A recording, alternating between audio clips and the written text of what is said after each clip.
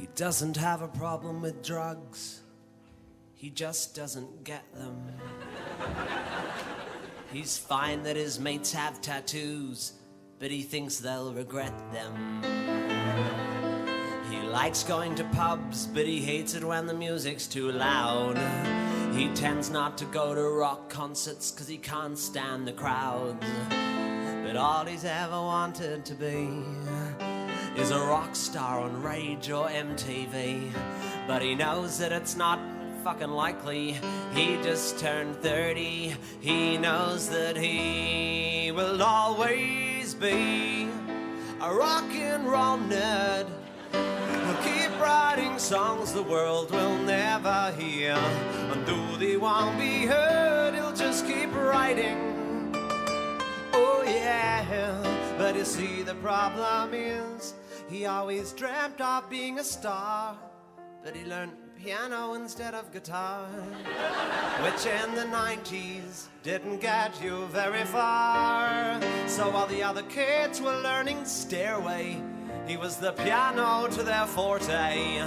But he was convinced one day he'd rock their fucking asses and be an icon for the disenfranchised masses, and grow his hair long and rebel against the state.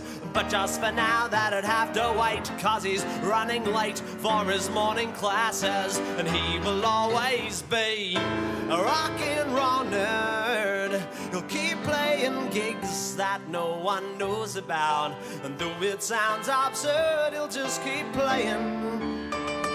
Oh yeah, but you see the problem is there's not much depth in what he's singing. He's a victim of his upper middle class upbringing, so he can't write about the hood or bling bling. So he sits and imagines his girlfriend is dead, to try and evoke some angst in his middle class head. But the bitch is always fine at 9:30 when they go to bed, and he's not spent a single night in prison. He has no issues with nutrition.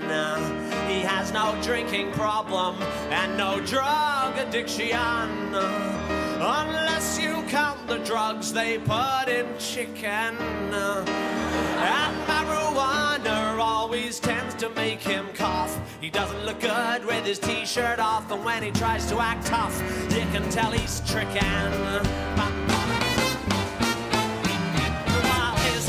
Will go out late, popping pills and having fun. He goes home and showers and gets a good 8 hours. He gets his thrills from his morning run, and while his mates will go on dates, taking speed and drinking cans of Jim Beam, he stays home and cooks, curls up with a book with the girl he's had since he was 17. Cause he's never really been part of the scene. Give him Guns N' Roses, he'll take Queen. He's more into Beatles than the Stones. He's more Stevie Wonder than Ramones. And he's never owned a panel van. He never shot a Pantera band. He doesn't know the difference between metal and thrash. He couldn't tell you nothing about Axl and Slash. He likes Ben Folds and the Jackson 5. He knows all the words to Stayin' Alive. And though he wants to be all crunchy and cool, he spent 11 years at a private school. So it don't matter how he tries, he cannot hide behind his rock and roll lies. Cause you've either got it or you don't. Yeah, you'll either rock it or you won't. You've either got it or you don't. Rock it or you won't. You've either got it or you don't. He knows that his music lacks depth, but it just can't be helped. He has nothing interesting to say, so he writes about himself. But he doesn't want to seem self-obsessed, so he writes in third person.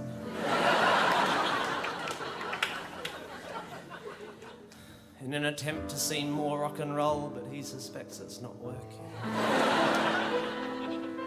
And deep in his heart he knows that he'll never be Silverchair or Eskimo Joe. And even if he was quite pretty with small pants like Kylie, he knows that he will always be a rock and roll nerd. He'll keep writing songs